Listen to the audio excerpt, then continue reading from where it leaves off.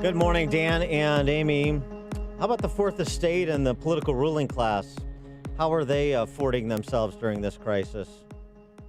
Well, the D.C. press corps, at least wide swaths of it, remains obsessed with terminology when it comes to referencing the virus. Manu Raju from CNN cornering Senator Lindsey Graham in the hallway. The president continues to call this the Chinese virus. It came from China. I mean, you think it's okay for him to say that? I do, because China is accusing American soldiers of causing this problem. So, yes, we're going to fight that. I'm not blaming Chinese government. It did come from China. They have openly suggested it was American soldiers who created this problem. This problem came out of China, and I do believe the Chinese government suppressed information that would have helped the world. Yep. Yeah, that last part is key. And actually, Axios, hardly a right-wing media outlet, has a timeline put together detailing China's cover-up against their knowledge over the last 3 months. So that is relevant. They could have saved many lives if they would have just told the truth. But also, too, and then you have this very bizarre exchange about Chinese food being racist. Mr. President, thank you. Mr. President, thank you. I have two questions. Do you consider the term Chinese? OAN. Yes, sir.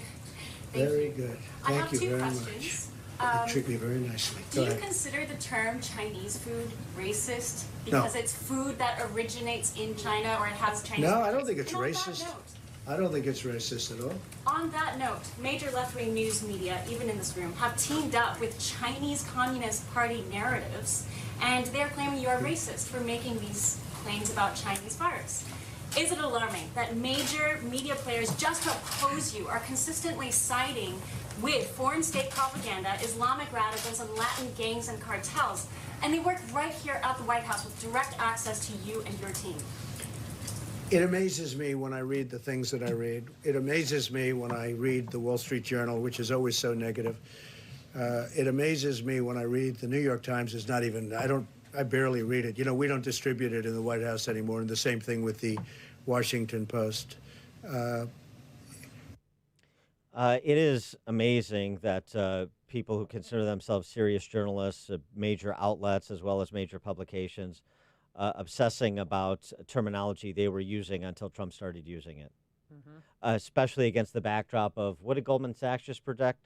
2.25 million first-time filers for unemployment this week, projecting out.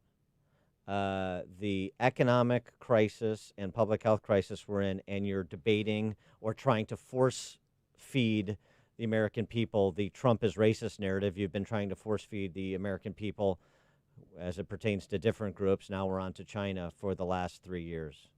It is remarkable. He's right.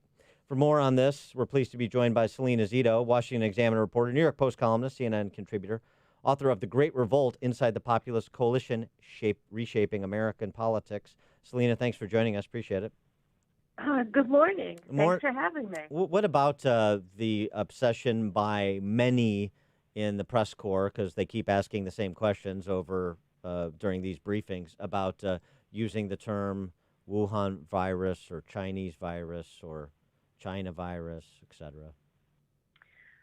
Well, I think that they're misreading, misunderstanding, or not knowing what's important to people who are desperately looking for news and information as to what is next in the country, so they're looking for journalists to ask questions that give us more information that maybe either the president or the experts that he has on every day hasn't elaborated on. Those are the kinds of things that we need answers for in this moment.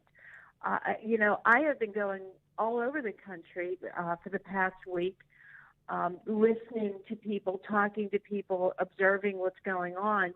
And the last thing on people's minds, I will tell you this, no matter what their religious stripe is, no matter what their ethnicity is, no matter what color their skin is, they don't want to talk about politics. Right. So none of all this does, and this frustrates me as a journalist. All this does is extend the distrust people have with the media, as opposed to in a moment when we need as much information as possible. They're focusing on silly stuff, just silly stuff. Well, what are the Americans that you're speaking to? How, are they understanding? Are they processing our new reality of all these closures and people being laid off? Yeah, absolutely. So I started in my hometown of Pittsburgh. I hope if people want to go on and check it out, they can go to my website, salenazito.com, go to the Examiner, or sign up for the emails. I started in my hometown of Pittsburgh on day one, went to East Liverpool, Ohio, then went to an African-American neighborhood in Youngstown, Ohio, then went to a homeless shelter in Mission in Cumberland, Maryland, down to Kentucky, and I am joining up with a convoy of truckers on the turnpike tomorrow. All right. Across the board, when I'm hearing from people, no matter what their economic, status is that they're most concerned about their neighbors and their family, and how to help people they know that need help, and pretty much had decided a couple of weeks ago they needed to make sure they had the supplies to take care of themselves, and so that's a very common denominator among people, and they're not talking about politics. They're not blaming anybody.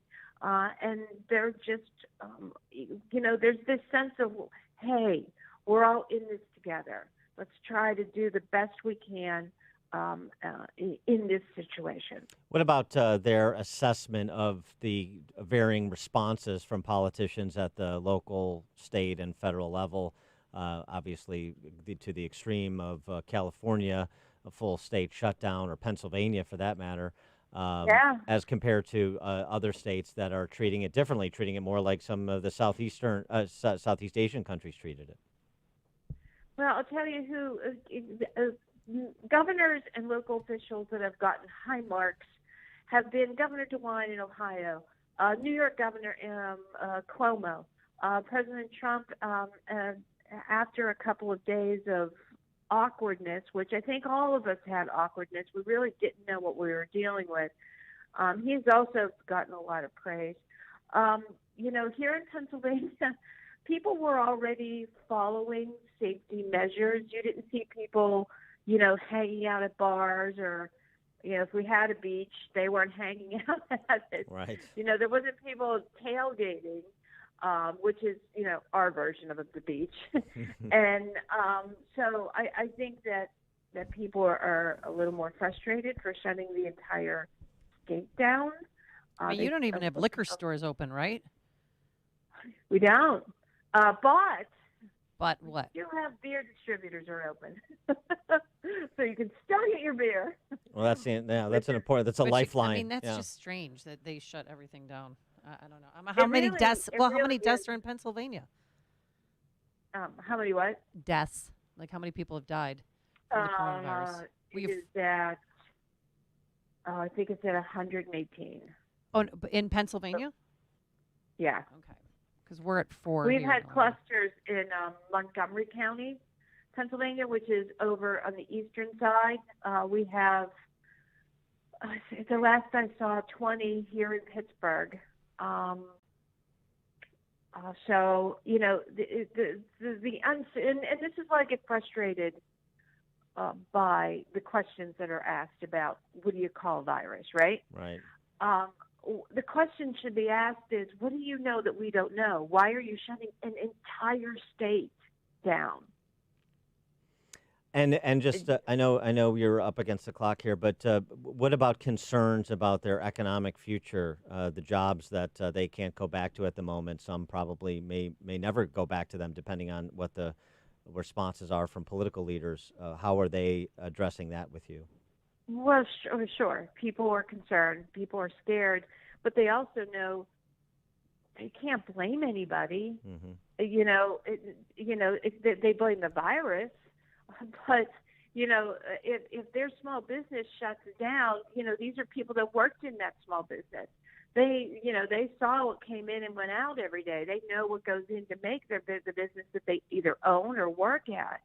And so, I don't see anger and frustration at this moment directed at, their bosses or their jobs, and or,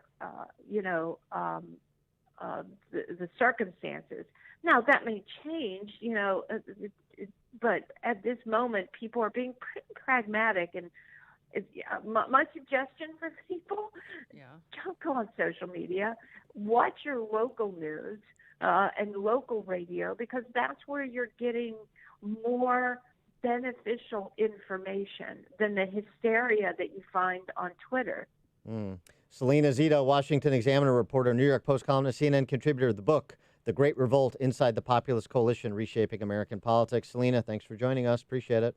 Hey, guys, thanks so much for having me. Safe travels. Thank you. And she joined us on our turnkey.pro answer line. It's news, opinion, insight. This is Chicago's Morning Answer on AM 560.